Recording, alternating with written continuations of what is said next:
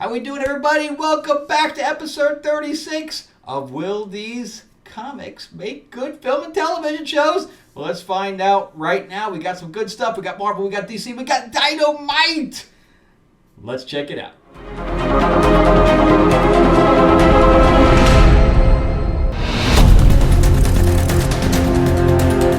All right, welcome back, everybody. Thank you all for so much for coming back. If this is your first time here to the channel, I take 3 comics because we were doing longer before and the videos were longer, so we're cutting back a little bit to make them shorter. And I am your host, Frank Zanca. I'm an award-winning screenwriter, novelist, and comic book writer. I'm also a working line producer, formerly of Hollywood, now of Atlanta. And you can see some of the stuff behind me that I've written. In fact, I want to thank everybody for making Lords of LA issue 2 a success on Kickstarter, and I'm looking forward to get everybody their books. I have a new piece of artwork coming tomorrow, so I'll be doing another update. All right, so let's jump into right into the comics. So we're going to start out with DC, then we'll go to Marvel, and go to Dynamite. And we have Titans Beastworld #1 by Tom Taylor and by Ivan Reis. The artwork is great in here. I actually skipped it last week because I wasn't interested, even though I'm collecting 2 Tom Taylor books, and he's very hit and miss for me. So I am collecting Nightwing, which is kind of on a downswing right now, and I'm also collecting Titans, which I really hope he can get that story going too. But he has that kind of problem. I like Deceased. I liked Injustice. And I did like the beginning of Dark Knights of Steel, and then it just died a very, very absurd death. So the artwork in this book is really good, but I'll tell you right from the start, I was not as impressed with it as everyone else. So we start out in outer space, of course. Why would we not start in outer space? Especially when dealing with the Titans that don't go in outer space. I did like Starfire's face right there, but you know, she's like, "Oh my God, on TV, it's I recognize those markings. It's Tamaranian, blah blah blah." So they open a boom tube, and I always like the relationship between Gar and Raven. So they kind of delve into it a little bit here, but then half the team, or more than half the team, goes into outer space. And I don't know if Tamaranians can just go into outer space, and Amazons, they can't just go into outer space. She'd freeze to death. I don't know what's going on here. And Raven, they should have put like a bubble around her or some kind of like a glow to show that she was encased in something, because now it doesn't look like, you know. And again, the artwork is really good, but I don't understand why they're in outer space without some kind of protective clothing or whatever. So we end up finding this creature that was only stopped by Starro in the past. And Batman's like, well, we're going to have to, I guess, get Starro. And everybody's like, oh, no, maybe not, I don't know. But we don't have a whole lot of time. And, you know, Gar says, I have an idea, and Batman jumps down his throat immediately, but then Raven sticks up for him and says, don't treat him like a child, you idiot. I thought that was kind of uncalled for, but, you know, whatever, Tom Taylor. Again, he's got the ups and downs of the writing. Sometimes he gets the characters right, and sometimes he just makes up his own shit. So they all kind of fly into space and are dealing with the creature. And Gar, which this is where it totally loses me. So we see Gar inside. I guess they're talking telepathically in his head or her head or whatever. But okay, so he transforms here. All right, so get this, if you haven't read this already. So get this, and Captain Marvel, which they call him Shazam, but you can't call him Shazam because then he can't say his own name or else he'd change. But as one part of the creature goes into his mouth, And then we get kind of the fight that happened way back in like the 80s with George Perez of Wonder Woman versus Captain Marvel. Which the fight there was better, even though the artwork probably here is better. But anyway, so here's where they lose me. Well, they lost me before the whole space thing. But Gar turns into Starro. What? First of all, when did he touch Starro that he could become Starro? And as far as I knew, he could only turn into animals on Earth. Since when is Starro an animal? And then it can speak too. It has telepathic abilities and stuff like that. It's not even really an animal. I don't understand it. It doesn't make any sense. But anyway, he takes pieces of himself off because Earth is being controlled. And then we get this dude here, which he looks kind of cool, but again, none of it makes any sense. And she feels his pain and stuff like that. Whatever. And Gar is, I guess, stuck as Starro. And pieces of him fly into other people's mouths to try to counteract the control. When does he have that kind of ability? And then all of the people that he's did it with is now becoming beasts. I don't know. It doesn't really follow the power set of Gar. And then on top of that, it's kind of all over the place. And we're in space, and it just starts out making no sense and it ends making no sense. So the artwork's good. That's all I can say. Other than that, I'm out. They're already, and of course, this is an event, so there's all these tie-ins, and everybody's telling the tie-ins are crap. So Marvel and DC both have events going on right now. They started on exactly the same time, and they have Spider-Man Gang War. I heard Spider-Man itself was good, but I just got Spider-Woman and it wasn't good. But Titans Beastworld, I'm checked out. This would not make a good film or television show. It's just too far out there and it doesn't follow. We already have a bad, TV show with Titans. I guess it can't get much worse. So that's a big no for me. So let's go on to Blade. This is number 5. And this series started really strong. I mean, really strong. It's about Brian Hill, Elena Casagrande, big house, is doing the art. And it started out with Blade getting a job, right? So he had to hunt down a creature or something to that effect, but he had to release this girl. And when he did release the girl, it ended up that she was a demon, and she turned on him, and he started to cut her up, and she just stuck back together. So that didn't work. And he went to see Doctor Strange, and Doctor Strange was like, look, the only thing...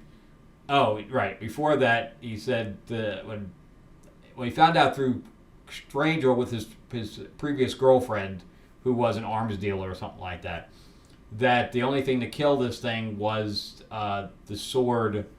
I forgot what the sword was. Demon sword, some kind of sword. Silent sword, whatever it is. It'll come to me once I look through the book.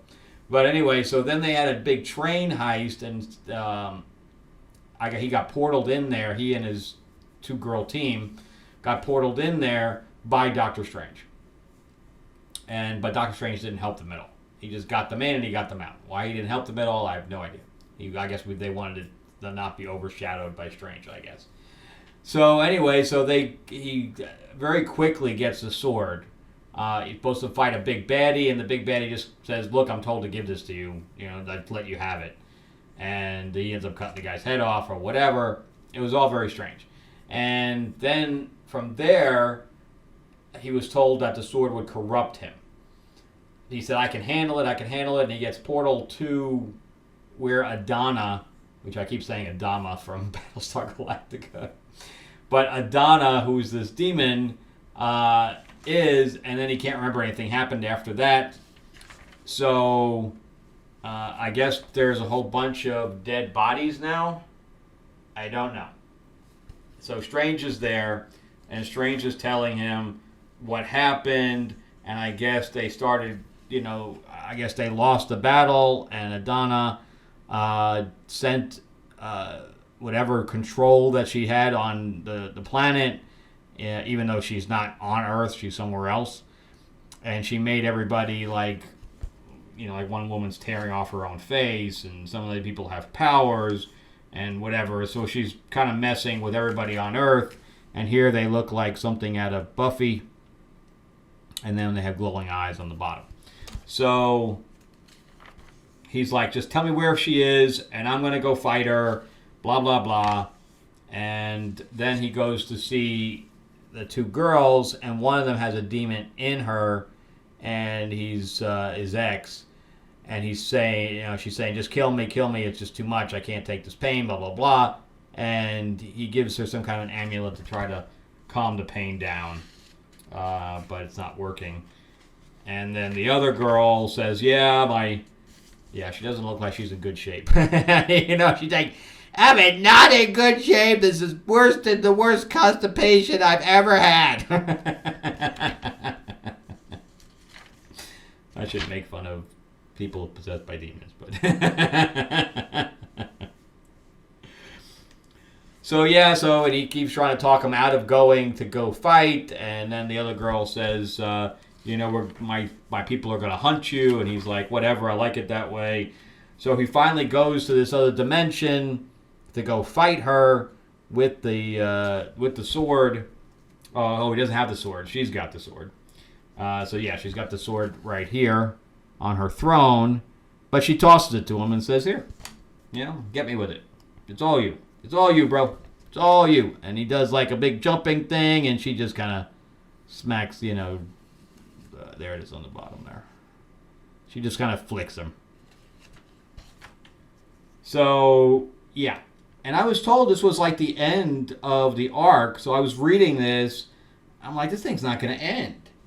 And, she just portals him away. She burns him and portals him away. So I'm like, okay, we're like 2 pages from the end, and here's that conversation with her where she says, my people are going to come after you. And then he goes to this castle, which this is where it doesn't make any sense either. And he asks for help from Dracula.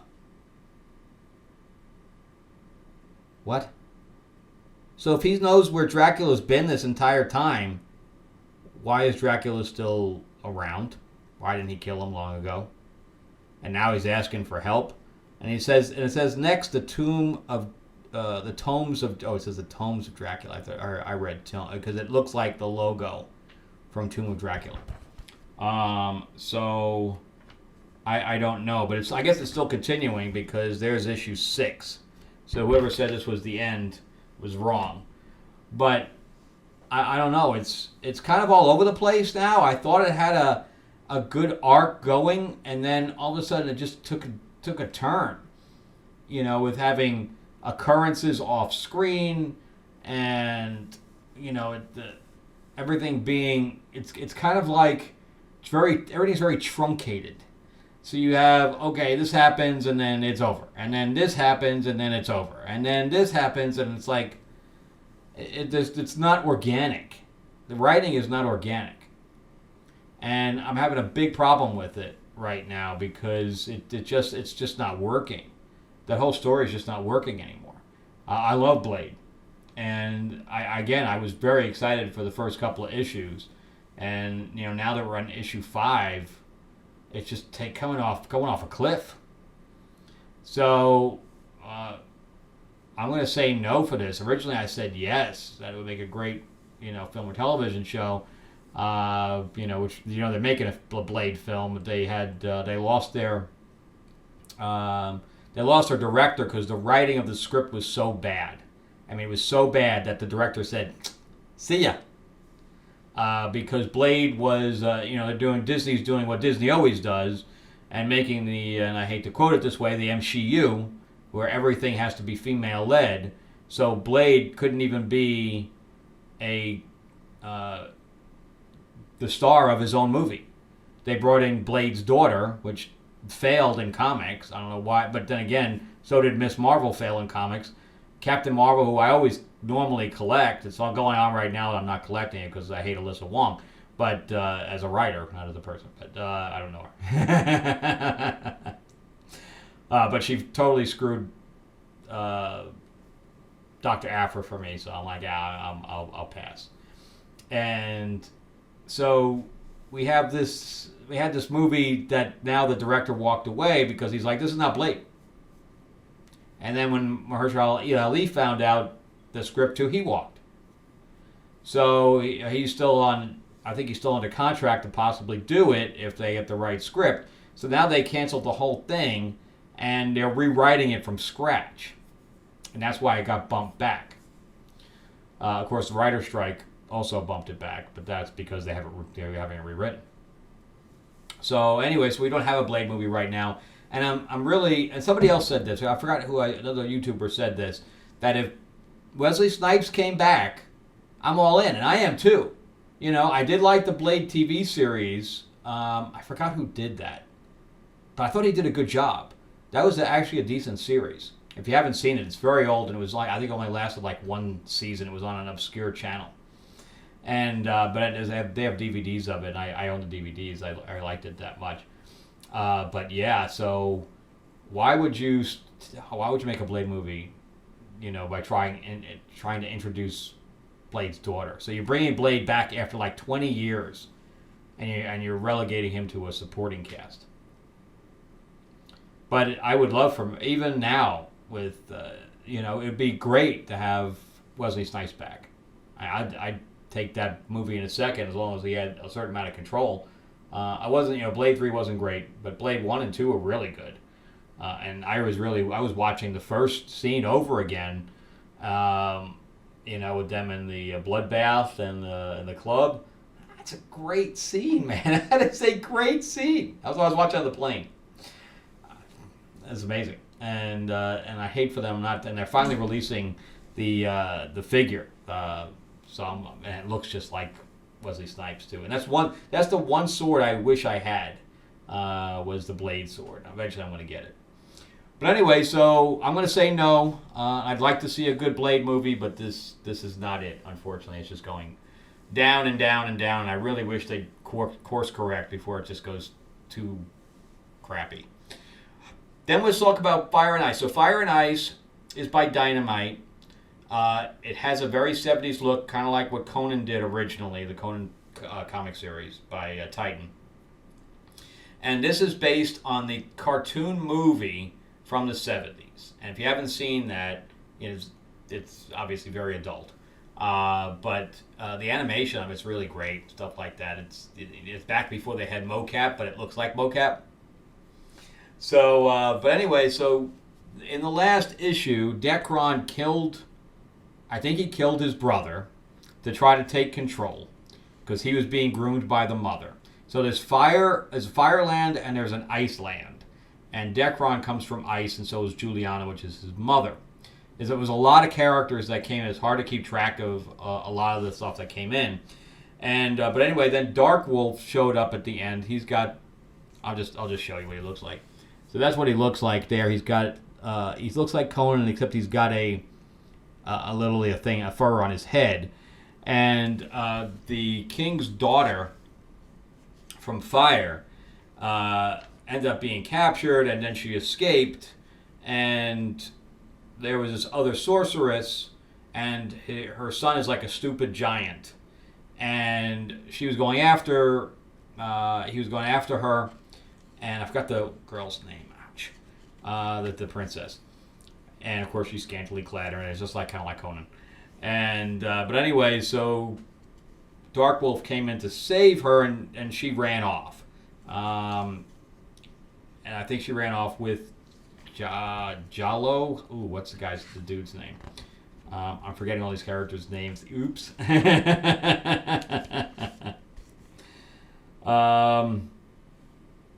Firekeep, blah, blah. Gerald.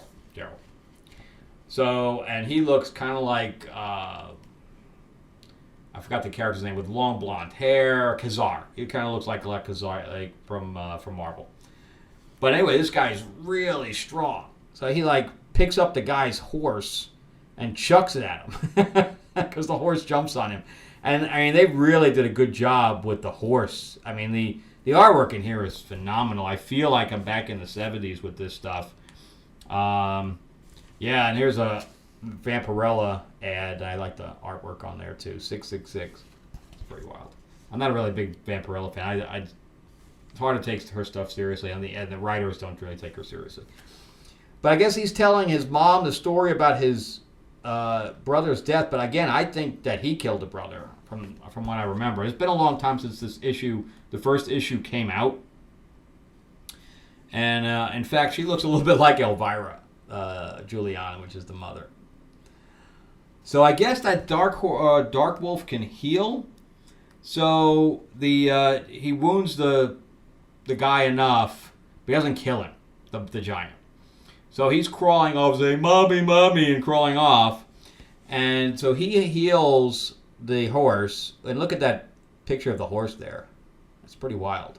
So this is where he's about to kill him with the rock. And he's like, who kills an unarmed man like this? And he just kind of throws the rock on the ground. So he has some kind of, at least some moral code. But he doesn't heal him. He doesn't heal him like the horse. He's like, if you live, lived. If you don't, you don't. It's on you. But I mean, look at that. Look at that city and stuff like that. So they're having the funeral for the son, and Dekron's like, yeah, I know he was your favorite, and he kind of holds that against his mother. But anyway, so they go to like the Firekeep, and he gets everybody together because he knows there's an invasion coming. So there's like all types of creatures there. There's like giant creatures, and there's like snake creatures, and there's undersea creatures and stuff like that. It's all really cool. Of course, I don't remember any of those guys' names. But anyway, so the giant makes it back to Juliana, and then she gets, into like a hologram. I guess like a spell type caster type of hologram where they're talking. And she's like, the spell you were gonna do that was supposed to spend this, this stuff from fire. It didn't work. And she's like, I told you it wasn't going to work. It was a 50-50 shot. So it didn't work. I don't know what you want from me. And she's like, you're going to pay for this. And she's like, yeah, whatever. So then we go, see some of the stuff that's Juliana's sending out for fire and stuff to that effect, onto fire. And we got, he's sitting on the throne now. And then we get to Gerald, who leaps out of the tree there and knocks one of the guys unconscious. And that's all we get. Now, of course, this has already been made into an animated film. But I would love for this. This could be like another Game of Thrones type of thing. Where you have the intrigue, and you have, dragon-type creatures. And you have, barbarians. And you have... It's a little bit more... it's a little bit more guttural than Game of Thrones would be, because it's kind of combining Conan with that type of political intrigue type of thing. And you have two different kingdoms that, are warring. So, yeah, I like this a lot. But this issue wasn't as good as the first issue. There wasn't a whole lot going on. Where I felt there was a lot of stuff going on in the first issue, and there's not as much. But I'm still going to say yes, I would love to see this in live action. And I think it can be done. So, Blade, I'm going to change my vote from yes to no. And Titans, hell no. Hell no. So that's it for me. I'm sorry for talking so long, but I wanted to talk about Blade a lot because I was so disappointed with it, and I love Blade. But that's it for me. Thank you guys so much for watching. If you've watched all the way through, I know that I put the chapter marks in case you want to jump to something that you like. They're going to have additional episodes up here. I do movie reviews, comic reviews, and we do board game playthroughs as well, and unboxings and all that stuff. I am working on a new board game, a new card game, which I will be unveiling shortly with Mark Spears, and who has a Kickstarter going on right now. All right, but thank you very much, and happy holidays, everyone, and have a great one. All right, bye-bye.